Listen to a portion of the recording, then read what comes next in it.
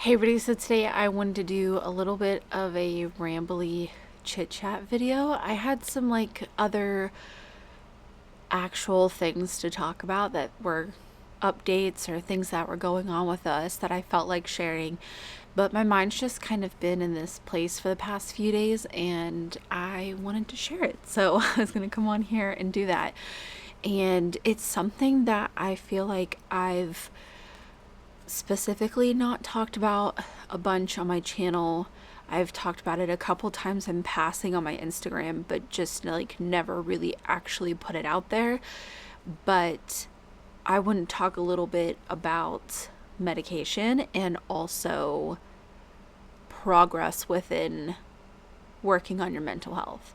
So if you're new to my channel or my videos, I have been on this journey for over a year now. Last spring, I knew something was not okay and I finally reached out and got some help. I started therapy over a year ago and I've been working with my therapist ever since. I'm just gonna come out and say it, I guess. I think it was a few months ago now that I started medication. I have 3 different anxiety disorders, and that's something that I haven't been really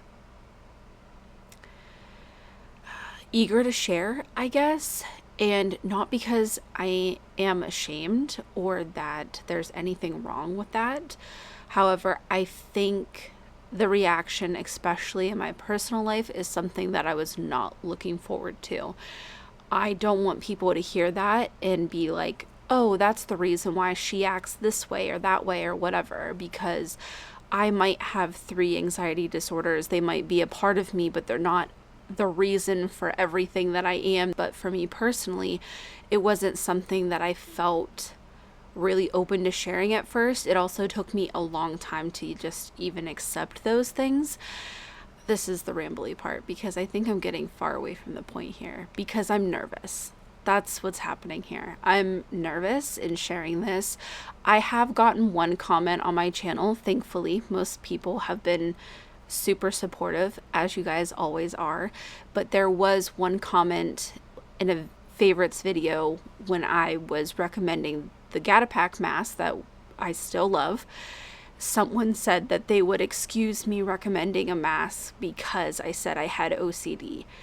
And that is one of the biggest fears I had and the reason why I kept my OCD diagnosis to myself for so long, because I was fearful that people would use that against me and why we take COVID seriously. We take COVID seriously because it should be taken seriously. If you don't agree with that, I don't know what to tell you at this point, over a year and a half into this. But that was something that I really just didn't want to put out into the world because I thought people would be like, oh, this is why she does X, Y, and Z, when it's really not. I would say that most people do not know what my obsessions or compulsions are. My husband, who has lived with me for close to 10 years, has trouble recognizing them. They're not all very obvious. Wasn't looking forward to that. It's the reason why I've kept a lot of things to myself, including the medication part, because there is a lot of, for some reason, unpopular opinions about that as well. And it was a huge decision. It was a huge decision last year for me to start going to therapy. It was a huge decision to open up and start talking about going to therapy. It was a huge decision to finally share that I had a diagnosis and to share what they were. And then it was a huge, huge decision for me to go on medication. My anxiety got to the point where it was crippling, literally crippling. And I wasn't able to function anymore. Normally with my anxiety, I am very high functioning. However, it was getting to a point where I was not. And it was overtaking literally my entire day. So it was just kind of one of those pivotal moments again. And sometimes you just got to do things scared. So I got a psychiatrist along with my therapist. And we started medication, and I felt so good after talking to her about all my concerns and, that I was still breastfeeding and talking to her about my diagnoses and just all of it. And I tried it.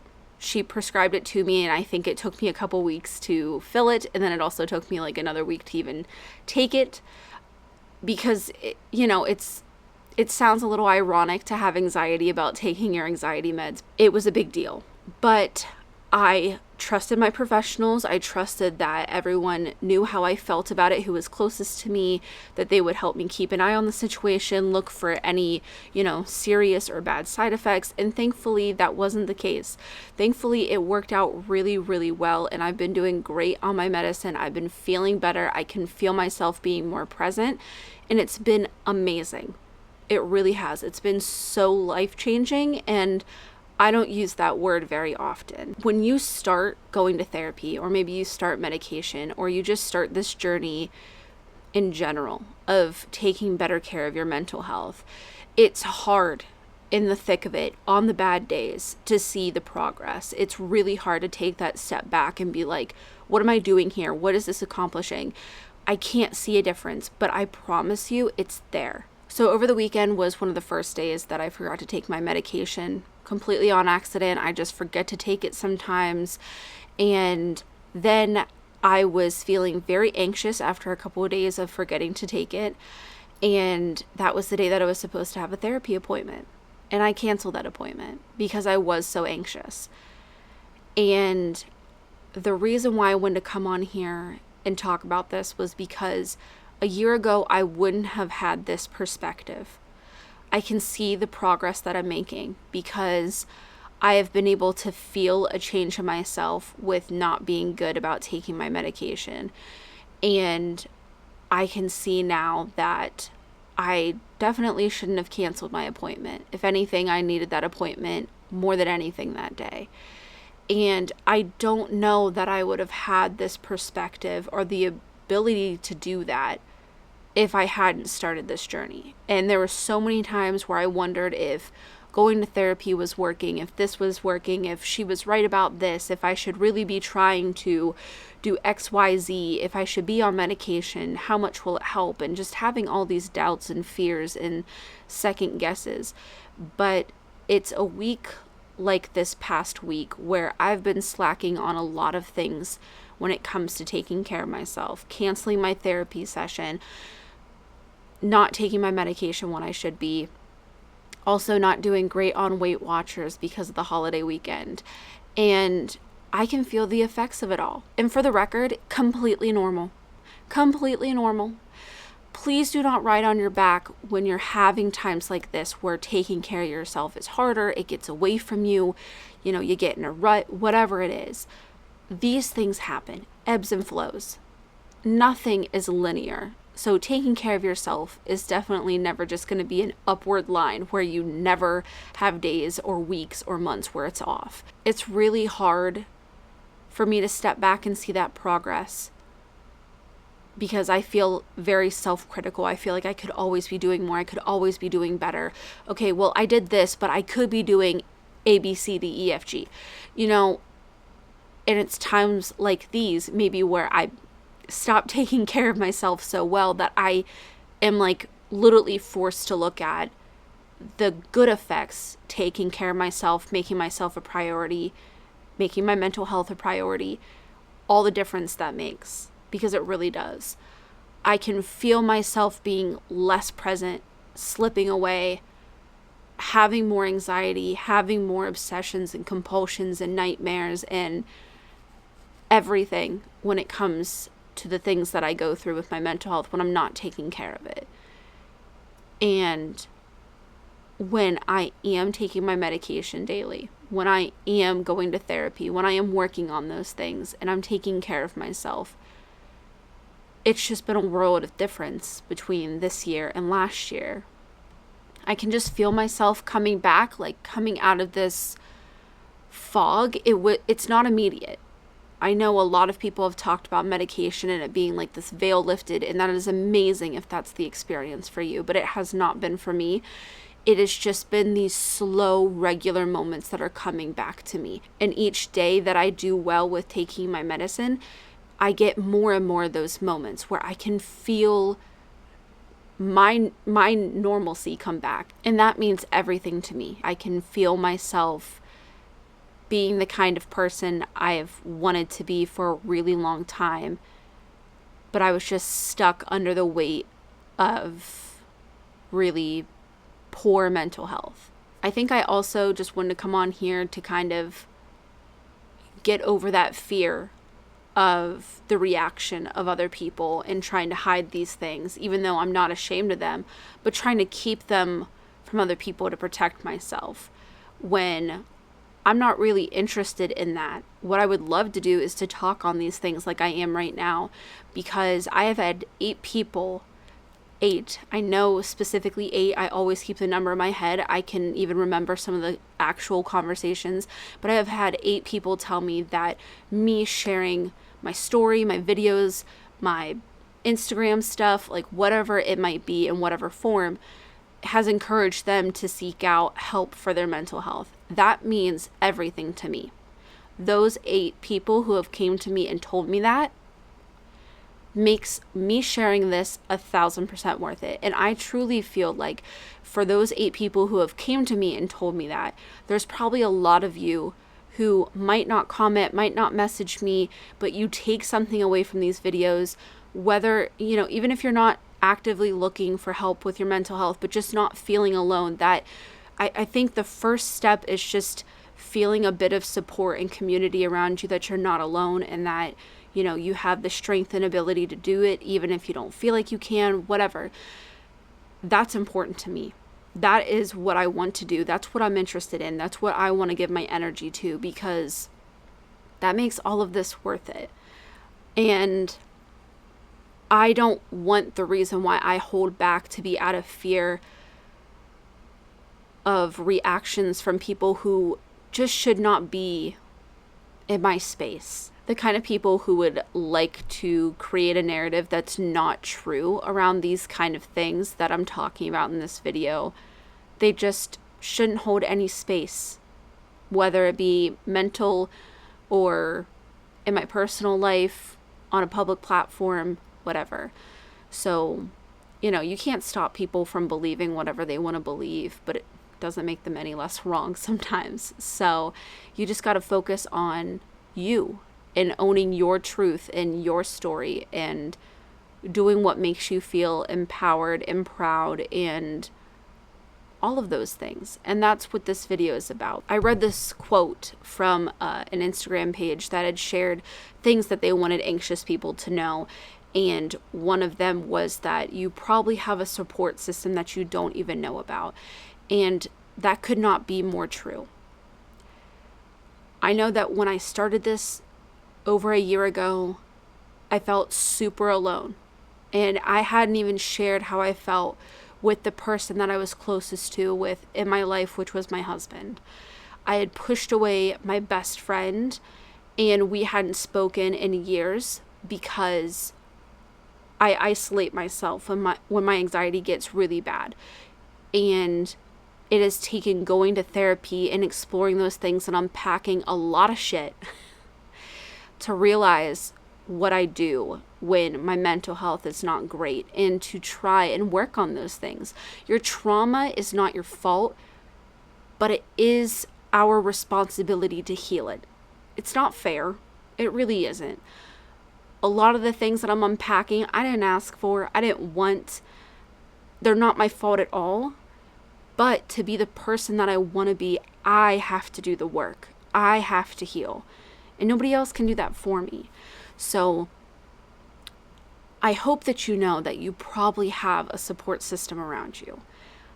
I didn't think I did until I started working on myself. I started owning my shit and opening up to the 2 people that I really trust, and they have not let me down.